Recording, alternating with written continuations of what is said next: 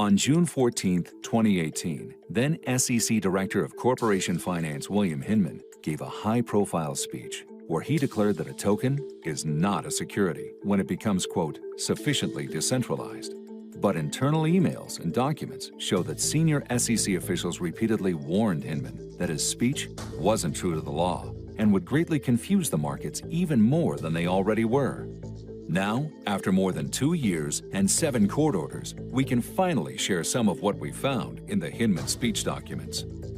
The SEC head of trading and markets warned Hinman that he was making up factors that, quote, go beyond the typical Howey analysis, as in not in the law, and that the speech could lead to not just confusion, but greater confusion on what is a security.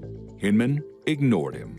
If the network on which the token or coin is to function is sufficiently decentralized, and the purchasers no longer have a reasonable expectation that a person or a group is going to carry out essential managerial or entrepreneurial efforts, those assets might not represent an investment contract.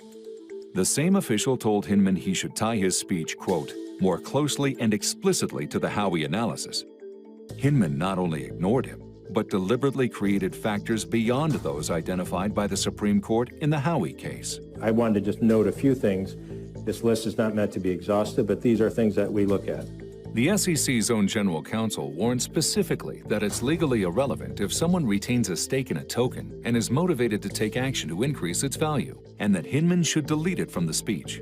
And once again, Hinman ignored them and said without any legal support that it was important to ask. Has that person or group retained a stake or other interest in the digital asset such that it would be motivated to expend efforts to cause an increase in the value of the digital asset? Both Trading and Markets and the General Counsel also disagreed with Hinman's belief that if a network was sufficiently decentralized, information asymmetries would no longer exist, noting that a network creator would likely have more information than a retail holder, using Vitalik Buterin as an example. They warned Hinman that by creating this, quote, other category and focusing on information asymmetries, he was exposing a regulatory gap that the SEC may not have the jurisdiction to fill. Again, Hinman ignored them. As the network becomes more truly decentralized, the ability to even to identify a promoter or to make the requisite, and someone that could actually make the requisite disclosures becomes in many cases difficult or and perhaps much less meaningful. On June 4th, Hinman wrote that he didn't see a, quote, need to regulate Ether as a security, and set up a call with Ethereum's co-founder Vitalik Buterin later that week to, quote, confirm our understanding. On June 11th, the SEC's own general counsel advised against including any direct statement about Ether in the speech because it would be difficult for the SEC to, quote, take a different position on Ether in the future. The next day, Trading and Markets wrote that the statements about Ether were, quote, likely to create more confusion. Hinman ignored all of them and decided to make headlines, picking winners and losers instead. Moreover, putting aside the fundraising that accompanied the creation of Ether, based on my understanding of the present state of Ether, the Ethereum network, its decentralized structure, we believe current offers and sales of Ether are not securities transactions.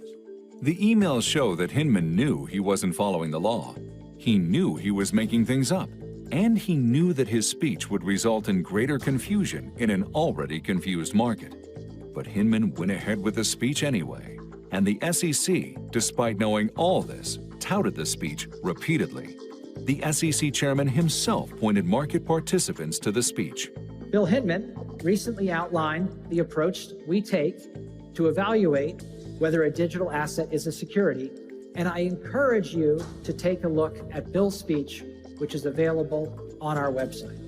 The SEC knew the speech didn't follow the law. The SEC knew the speech would create greater confusion, and the SEC knew Hinman was making things up. So why is the Hinman speech still on the SEC's website? Why was it ever allowed to be given at all? And why has the SEC pushed a policy of regulation by enforcement, falsely insisting the rules are clear?